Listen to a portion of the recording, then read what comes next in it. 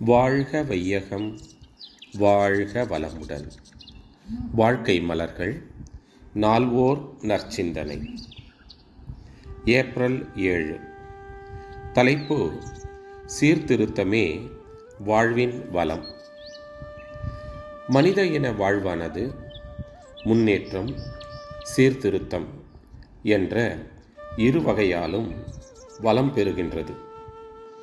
தேவை உணர்வு, தொழில் திறமை, இன்பத்துன்ப அனுபோக அனுபவங்கள், சிந்தனை, அறிவின் தெளிவு இவைகளுக்கு ஏற்ப மனித வாழ்வு அறிவியல், சுகாதாரம், பொருளாதாரம், அரசியல், விஞ்ஞானம் என்ற 5 துறைகளிலே நாளுக்கு நாள் உயர்ந்து கொண்டே வருகின்றது. முன்னேற்றம் வேகம் கொள்ளுகிறது. முன்னேற்றத்தின் வளர்ச்சிக்கு ஏற்ப சீர்திருத்தம் உயர்ந்தாலன்றி அது போதிய அளவில் நல்ல விளைவுகளை தராது.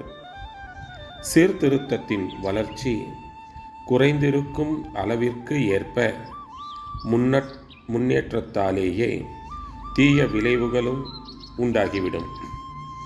வேகம் என்பதை முன்னேற்றமாக கொண்டால் அதை நிர்வகிக்கும் நுட்பம், திறமை இரண்டையும் சேர்த்து சீர்திருத்தமாக கொள்ளலாம்.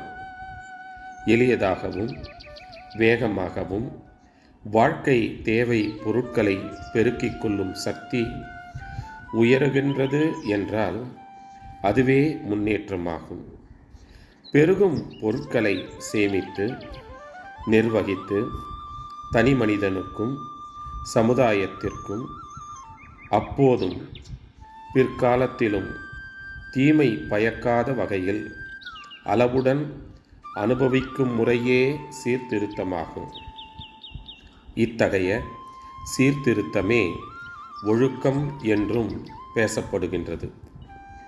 கற்பனை, சிந்தனை, உடல் கருவிகளுக்கு உபகருவிகளை உபயோகிக்கும் திறன் இவைகளினால் ஒருவர் பலர் வாழ்விற்கு நன்மையோ தீமையோ விளைவிக்கும் ஆற்றலை பெற்று முன்னேற்றத்தில் விருப்பம் கொண்டுள்ள மனித இன வாழ்வில் எப்போதுமே சீர்திருத்தம் தேவையாகவே இருக்கின்றது.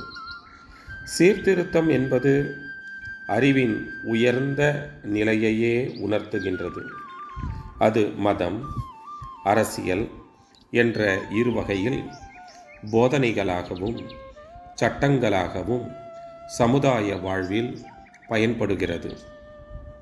இத்தகைய இலக்கணத்திற்கு முரணாக ஏதேனும் ஒரு விதிமுறை ஒரு மதத்திலேனும் அல்லது அரசியல் நிர்வாகத்திலேனும் இருக்குமானால் அது மனித இனம் அறிவியல் துறையில் வளர்ச்சி பெறாத காலத்தில் சந்தர்ப்ப தேவையாக கொண்டு பழக்கத்தில் தொடர்ந்து வரும் ஒன்றாகவும் அதை அக்காலம் வரை சீர்திருத்தம் மக்களிடம் பக்குவம் இல்லாமலும் இருந்திருக்க வேண்டும்.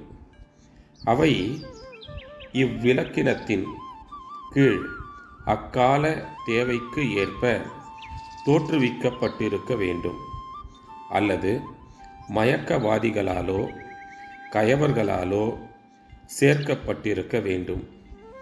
தேவையுள்ள போது சீர்திருத்தமாக கொள்ளப்பட்டது ஒரு முறை, அது தேவையற்ற போது சீர்கேடாகவும் மாறிவிடக்கூடும்.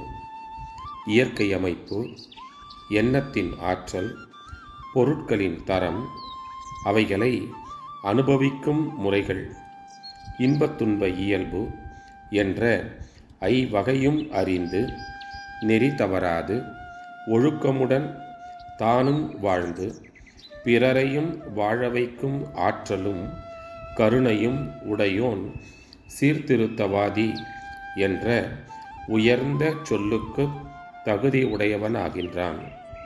அருட்தந்தை. வாழ்க வளமுடன். தொடரும்.